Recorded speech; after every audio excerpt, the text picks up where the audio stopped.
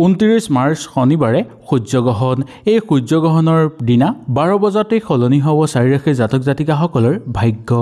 12 বজাৰ লগে লগে দেখিবলৈ পাব তেওঁলোকৰ গ্ৰহ নক্ষত্ৰৰ বিশেষভাৱে পৰিৱৰ্তন হ'বলৈ গৈ আছে। মানুহৰ জীৱনত ভাগ্য এনেকুৱা এটা বস্তু যি কেতিয়া সলনি হৈ যায় কোনেও গম নাপায়। কেতিয়াবা বহু ভাগ্য ভাল হৈ পৰে আৰু কিছুমানৰ বহু বেয়া হৈ পৰে। কিছুমান সময় অনুসৰি সলনি হয় ভাগ্য। এই সূৰ্যগ্ৰহণৰ 12 বজাৰ পিছতেই সলনি হ'ব ভাগ্য। সূৰ্যগ্ৰহণৰ দিনা যদি আপোনালোকৰ ভাগ্য সলনি হৈ পৰে আপোনালোকে জানি ভাল পাব আৰু এই ভিডিঅ'টোৰ যোগেদি আপোনালোকে জানিব পাৰিব যে কোন কোন চাৰি ৰাশিৰ ভাগ্য এই সূৰ্যগ্ৰহণৰ ফলত সলনি হ'ব, কাৰণ তেওঁলোকৰ ওপৰত গ্ৰহ নক্ষত্ৰৰ বিশেষ প্ৰভাৱ পৰা দেখিবলৈ পোৱা যাব, যাৰ ফলত তেওঁলোকৰ ভাগ্য সলনি হৈ যাব আৰু তেওঁলোকৰ জীৱনৰ দিশ সলনি হৈ পৰিব। আহক তেনেহ'লে এই চাৰি ৰাশিৰ বিষয়ে আমি সম্পূৰ্ণভাৱে জানি লওঁ। যদি আপোনালোকৰ ৰাশিটো এই ভিডিঅ'টোত নাপায় তেনেহ'লে নিশ্চয় মোক তলত কমেণ্ট কৰি জনাব। আপোনালোকৰ সকলো কমেণ্টৰ উত্তৰ মই আপোনালোকক দিবলৈ চেষ্টা কৰিম। আৰু যদি ভিডিঅ'টো ভাল লাগে লাইক এটা কৰি আমাৰ মনোবল বঢ়াব আৰু আপোনালোকৰ বন্ধুবৰ্গৰ লগত শ্বেয়াৰ কৰি তেওঁলোককো উপকৃত কৰিব। 1 নম্বৰ ৰাশিটো হ'ল বৃষ ৰাশি। বৃষ ৰাশি জাতক জাতিকাসকলৰ এই সূৰ্যগ্ৰহণৰ ফলতেই আপোনালোকৰ গ্ৰহ নক্ষত্ৰৰ বিশেষ পৰিৱৰ্তন দেখিবলৈ পাব। মংগল গ্ৰহৰ শুভ প্ৰভাৱ পৰিব আপোনালোকৰ ওপৰত আৰু শনিদেৱৰ পৰম কৃপা আপোনালোকৰ ওপৰত দেখিবলৈ পোৱা যায়। সেইকাৰণে এই সূৰ্যগ্ৰহণৰ দিনা ৰাতি 12 বজাৰ পিছতেই আপোনালোকৰ ভাগ্য বিশেষভাৱে সলনি হৈ পৰিব। বহু ফালৰ পৰা আপোনালোকে ভাল ভাল সুযোগ সুবিধা ইয়াৰ পিছৰ পৰাই লাভ কৰিবলৈ সক্ষম হ'ব। এওঁলোকে নিজৰ কৰ্মত ভালদৰে আগুৱাই যাব পাৰিব, সকলো দিশতে আগবাঢ়ি যাব পাৰিব আৰু সূৰ্যদেৱৰ লগতে মা লক্ষ্মীৰ পৰম কৃপা তেওঁলোকে লাভ কৰিবলৈ সক্ষম হ'ব। ইয়াৰ ফলত দেখিবলৈ পাব যে তেওঁলোকে জীৱনত নতুন নতুন সুযোগ সুবিধা আৰু সংকেত লাভ কৰিবলৈ সক্ষম হ'ব। যাৰ বেয়া দিন চলি আছে বা যাৰ দিন বহুদিনৰ পৰা অশান্তিৰ মাজেদি পাৰ হৈ আছে তেওঁলোকৰো বহু ভাল হৈ পৰা দেখিবলৈ পোৱা যাব।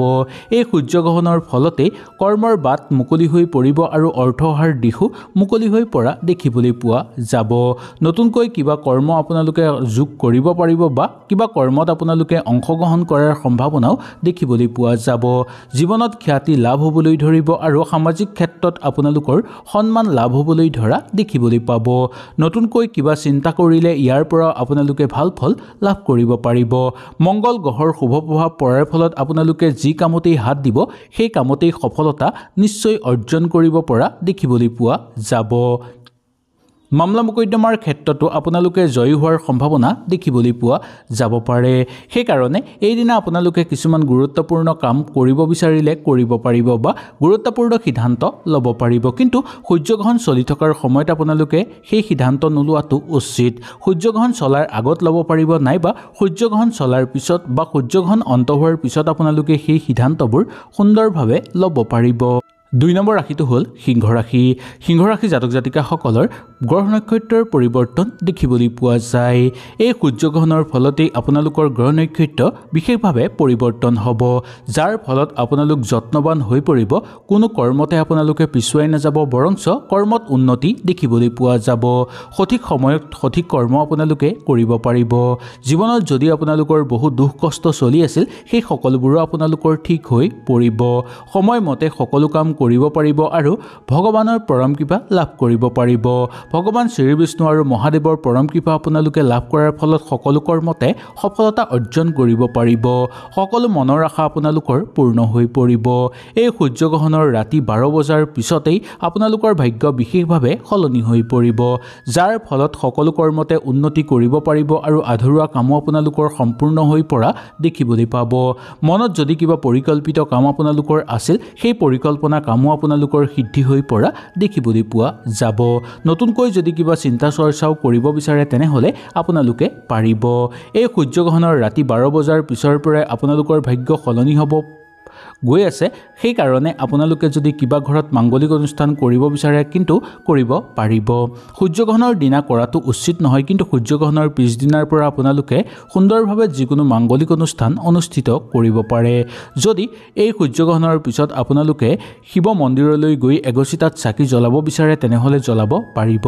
ইয়াৰ ফলত মহাদেৱ আৰু অধিক সন্তুষ্ট হৈ পৰিব আৰু মহাদেৱ আহি আপোনালোকৰ ঘৰত বাস কৰিবলৈ ধৰিব, যাৰ ফলত আপোনালোকৰ সকলো মনৰ আশা পূৰ্ণ হৈ পৰিব সকলো ফালৰ পৰা আপোনালোকে সফলতা অৰ্জন কৰিব পৰা দেখিবলৈ পোৱা যাব ব্যৱসায়িক বাণিজ্যৰ ক্ষেত্ৰতো উন্নতি কৰিব পাৰিব আৰু বন্ধুবৰ্গ বৃদ্ধি পাব আৰু শত্ৰু ধ্বংস হৈ পৰিবলৈ ধৰিব আপোনালোকৰ 3 নম্বৰ ৰাশিটো হ'ল তুলা ৰাশি তুলা ৰাশিৰ জাতক জাতিকাসকলৰ ভাগ্য বিশেষভাৱে সলনি হৈ পৰিব এই সূৰ্যগ্ৰহণৰ পিছতেই আপোনালোকৰ ভাগ্যৰ নতুন ৰূপ দেখিবলৈ পাব আৰু কৰ্মৰ দিশো আপোনালোকৰ সলনি হৈ পৰিব কৰ্মত নতুন নতুন সুযোগ সুবিধা লাভ কৰিব পাৰিব নিবনুৱাসকলৰ কাৰণে এই সূৰ্যগ্ৰহণ অতিশয় শুভ বুলি মনা গৈছে এই সূৰ্যগ্ৰহণৰ ফলতেই নিবনুৱাসকলে কৰ্ম বিচাৰি পাব আৰু মন পছন্দ কৰ্ম বিচাৰি আপোনালোকে লাভ কৰিব সৰু কথাতেই আপোনালোকে ভাল ফল দেখিবলৈ পাব বা সৰু সুৰা কৰ্মত আপোনালোকে ভাল ফল দেখুৱাব পাৰিব সূৰ্যগ্ৰহণৰ দিনা ৰাতি 12 বজাৰ পিছতেই সলনি হ'ব আপোনালোকৰ ভাগ্য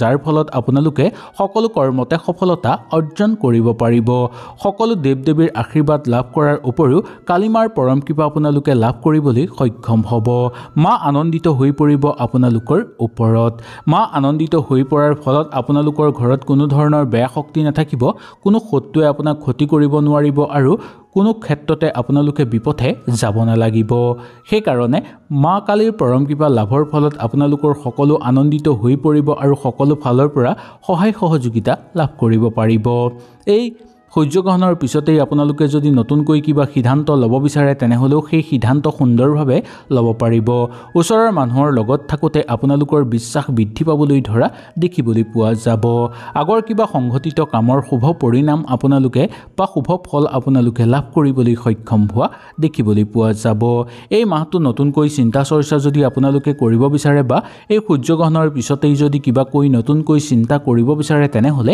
আপোনালোকে সুন্দৰভাৱে চিন্তা কৰিব পাৰিব মানসিক চাপ আপোনালোকৰ দূৰ হৈ পৰিব শাৰীৰিক সমস্যা সমাপ্ত হৈ পৰিব পৈতৃক সম্পত্তি লাভৰ প্ৰবল যোগ দেখিবলৈ পোৱা যায় বিদ্যাত শুভ হ'ব প্ৰেমত শুভ হ'ব আপোনালোকৰ নতুনকৈ কিবা ভ্ৰমণৰ প্ৰবল যোগ থাকিব আৰু ঘৰৰ মানুহৰ লগত ভ্ৰমণ কৰাৰ যোগ আপোনালোকৰ নামি আহিব 4 নম্বৰ ৰাশিটো হ'ল মকৰ ৰাশি মকৰ ৰাশিৰ জাতক জাতিকাসকলৰ এই সূৰ্যগ্ৰহণৰ পিছতেই ভাগ্য সলনি হৈ পৰিবলৈ গৈ আছে সূৰ্যগ্ৰহণৰ দিনা ৰাতি 12 বজাৰ পিছতেই সলনি হ'ব আপোনালোকৰ ভাগ্য আপোনালোকে জানি আচৰিত হ'ব যে সকলো ৰাশিতকৈ আপোনালোকৰ ৰাশি বেছি শুভ হৈ পৰা দেখিবলৈ পাব আপোনালোকৰ মানসিক শান্তি বৃদ্ধি পাবলৈ ধৰিব নিজৰ সন্মান আপোনালোকে লাভ কৰিব পাৰিব সকলো ক্ষেত্ৰতে কিছুমান গুৰুত্বপূৰ্ণ ফল লাভ কৰিবলৈ সক্ষম হ'ব গণেশ দেৱৰ পৰম কৃপা লাভ কৰিবলৈ সক্ষম হ'ব আৰু মহাদেৱৰো পৰম কৃপা আপোনালোকে লাভ কৰিবলৈ সক্ষম হ'ব যাৰ ফলত আপোনালোকে যি কামতেই হাত দিব সেই কামতেই সফলতা অৰ্জন কৰিব পৰা দেখিবলৈ পোৱা যাব ঘৰুৱা পৰিৱেশত আনন্দময় পৰিৱেশ বিৰাজ কৰিব আত্মীয়ৰ লগত থাকোতে কিবা এটা নতুনকৈ আপোনালোকে শিকিব পাৰিব বা নতুন চৰ্চাত আপোনালোকে আগুৱাই গৈ আনন্দিত অনুভৱ কৰিব পৰাৰ সুযোগ সুবিধা দেখিবলৈ পোৱা যাব এই ক্ষেত্ৰত আপোনালোকে নতুনকৈ কিবা চিন্তা চৰ্চা কৰিব বিচাৰিলেও সুন্দৰভাৱে চিন্তা চৰ্চা কৰিব পাৰিব মাংগলিক অনুষ্ঠান কৰিব পাৰিব কিন্তু এই সূৰ্যগ্ৰহণৰ দিনা নকৰিব সূৰ্যগ্ৰহণৰ পিছৰ পৰা কৰিব সূৰ্যগ্ৰহণৰ দিনা বা সূৰ্যগ্ৰহণ চলি থকাৰ সময়ত কিবা মাংগলিক অনুষ্ঠান কৰাটো মানা কৰা হৈছে শাস্ত্ৰৰ অনুসৰি ইয়াৰ বাহিৰে পিছদিনাৰ পৰা আপোনালোকে কিবা যদি মাংগলিক অনুষ্ঠান অনুষ্ঠিত কৰিব বিচাৰে তেনেহলে সুন্দৰভাৱে অনুষ্ঠিত কৰিব পাৰিব প্ৰেমত আপোনালোকৰ শুভ হৈ পৰিব ভাল সময় আহি পৰিছে বুলি ক'ব পৰা যায় ব্যৱসায়িক বাণিজ্যৰ ক্ষেত্ৰতো আপোনালোকৰ অনুকূল প্ৰভাৱ দেখিবলৈ পোৱা যাব উচ্চ শিক্ষাৰ প্ৰবল যোগ নামি আহিব প্ৰেমত বহু ভাল দেখিবলৈ পোৱা যায় আপোনালোকৰ নতুনকৈ কিবা কৰিব বিচাৰিলে আপোনালোকে কৰিব পাৰিব বা নতুনকৈ ঘৰত কিবা সিদ্ধান্ত ল'ব বিচাৰিলে আপোনালোকে নিখন্দেহে